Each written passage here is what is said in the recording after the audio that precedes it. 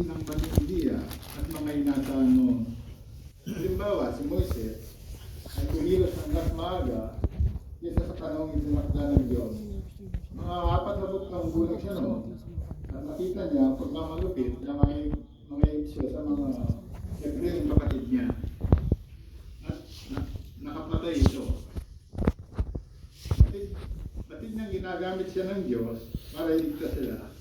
Pero hindi nila ito maintindihan. Lumipas pa ang 40 taon at ngayon ay mga halos 80 taong gulang na panahon na upang iligtas ng Diyos ang Israel mula sa pagkailipin at inatasa si Moises na umayo at gawin ang atas niya. Maging sa panahon ng mga apostol, hindi nila maunawaan na mamamatay at mabubuhay muli ang Mesyas. Bagamat naiula na ito sa aklat ng Isaiah. Matatandaan na isinaway ni Apostol Pedro ang Panginoong Yesus nang sabihin sa kanila na kailangan siyang magdusa at mamatay.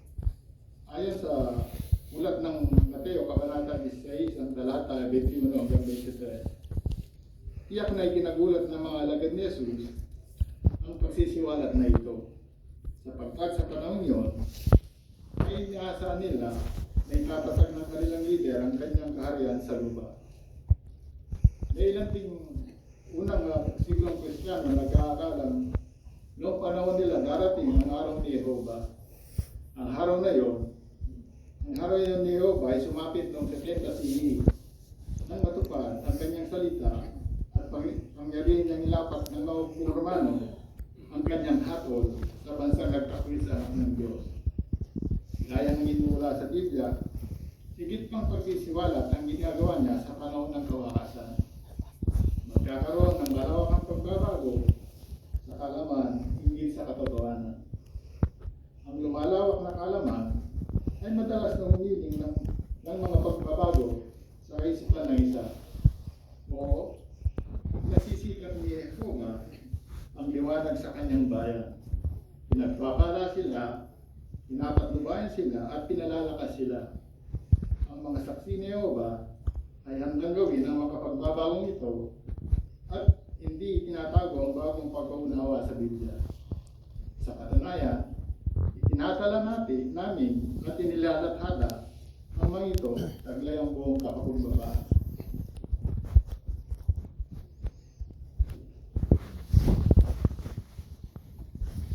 Maraming salamat, Brother Dileva, sa paglalakay sa bahaging ito. Hindi madali yung pagpaliwanag sa loob lamang ng 5 minuto at nagawa yun ni Brother Dileva. At sinusubaybayan natin siya sa aralin 17 sa ating brochure na pagtuturo. Ito ay may kinalaman sa madaling maintindihan. Yung kanyang inalakay, yung bakit binabago ng mga saksi ni Jehova ang ilang paniniwala.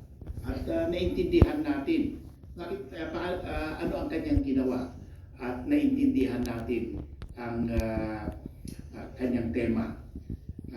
Tinulungan niya tayo na maintindihan ang yung kanyang mensahe dahil sa siya ay nag-aral ng mabuti ng kanyang material at ginawa niyang simple ang kanyang pahayag.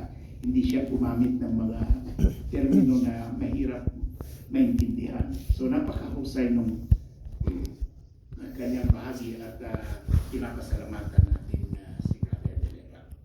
Okay, so tutungo na tayo, dito nagtatapos ang ating school at tutungo na tayo sa pamumuhay bilang Kristiyano at bilang pambukas ay aawit tayo ng awitin numero 76 at kinaanyayaan ang bawat isa na tumayo kung pinapagtulong sa inyong kalagayan at ang awit na ito ay anong nagkamang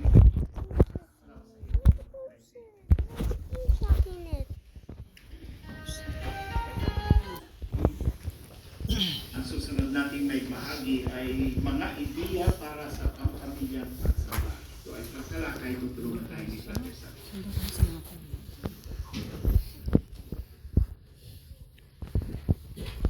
At mga ama, huwag ninyong inisin ang inyong mga anak, kundi palakihin sila ayon sa disiplina at patnubay ni Jehovah. So, pamilyang Maestro Cristo ito na binabanggit doon sa Ephesians 6:4. Kaya naman, isang pribilegyo sa ating mga magulang na talagang sila ay turuan sa patnubay at gabay ni Jehovah, at ito'y magagawa rin natin sa pamagitan ng kapapahalaga natin sa family worship o pamilyang pagsamba para matuto ang ating mga anak sa disiplina at patnubay ni Jehovah.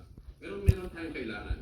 Ang kailangan natin ay yung pagsisikap para matuto sila, at pwede naman itong maging nakaka-enjoy. No? Hindi ito very serious sa kalakayan.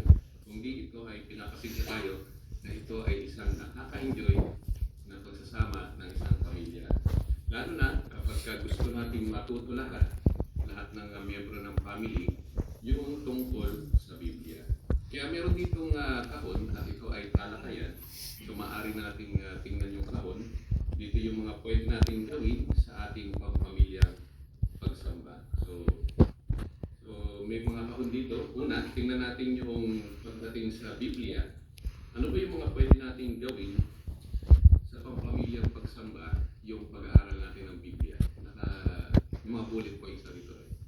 Sino ang gusto mag-share? Sister Dede.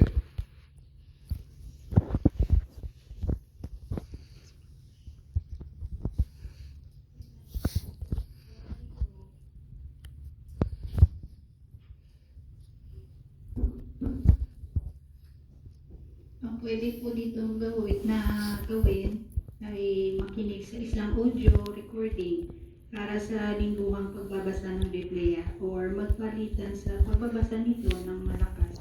At pwede rin yung bawat miyembro ng pamilya ay pwede magbasa ng sinasabi ng isang tauhan sa Biblia.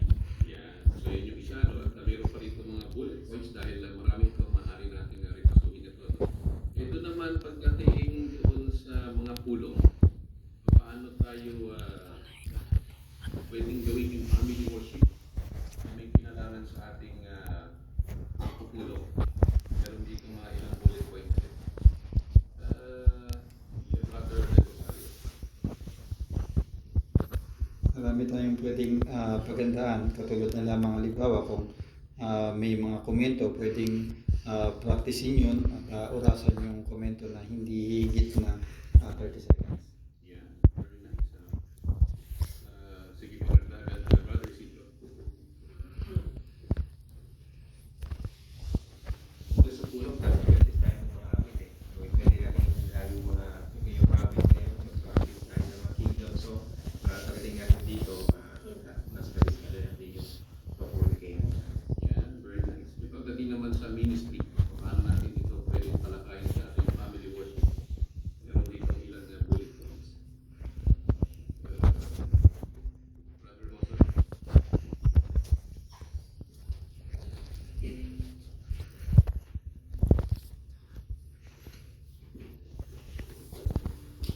Maaari po natin gamitin yung panahon ng family worship para mag-practice. So maaaring practicein natin kung ano yung sasabihin natin sa misteryo or kung paano yung gagawin yung paglalong mali or bawat time. Yeah, very good. How about yung pangailangan ng pamilya or yung family needs, si Edrey?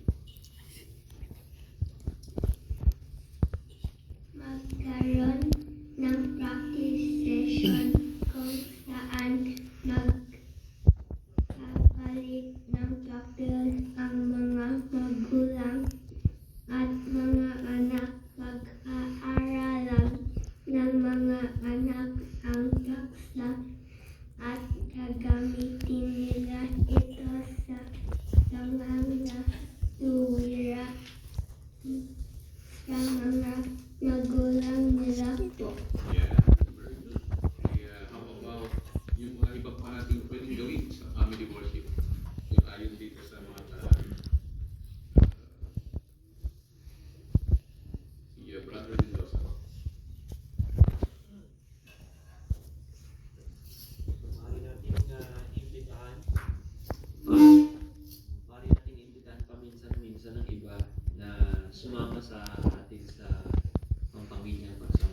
maaari din natin interview sila.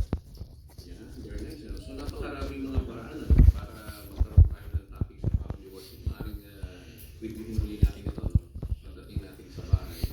At meron pa rin isang tanong, ano pa sa tingin ninyo yung may iba pa ba kayong alam?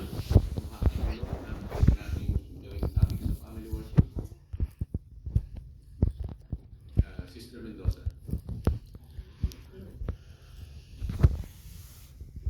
Gagamit po natin mabuti yung ating website. Meron po doong turo ng mga Biblia.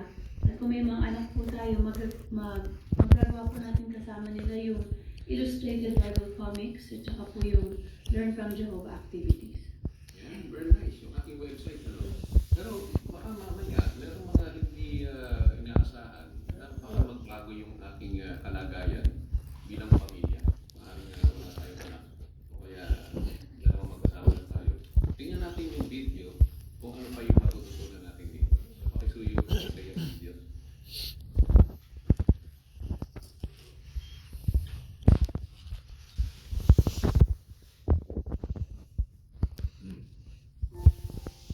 Pagbabago, madalas yan sa buhay natin. Kahit kaming mag-asawa, nag-enjoy rin. Pero nung lumaki na at bumuo ng mga anak namin, kaming dalawa na lang ang natira.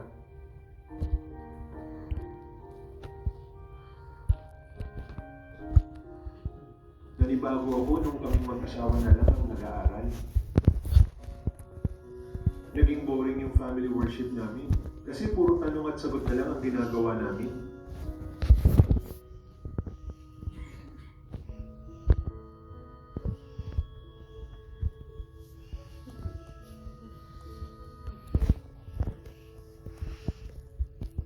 Unti-unti kaming nawawalan ng gana sa family worship.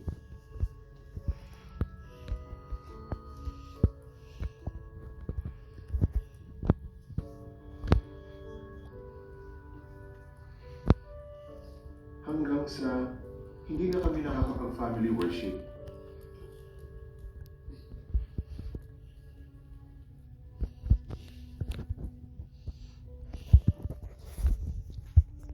Kung minsan pag may pagbabago, may kailangan lang tayong ma-realize.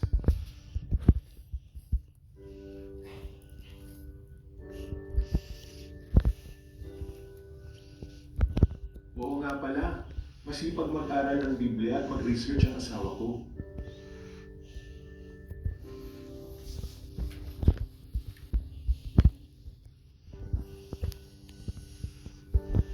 Ano kaya ang pwede kong gawin para maging mas masaya ang family worship namin?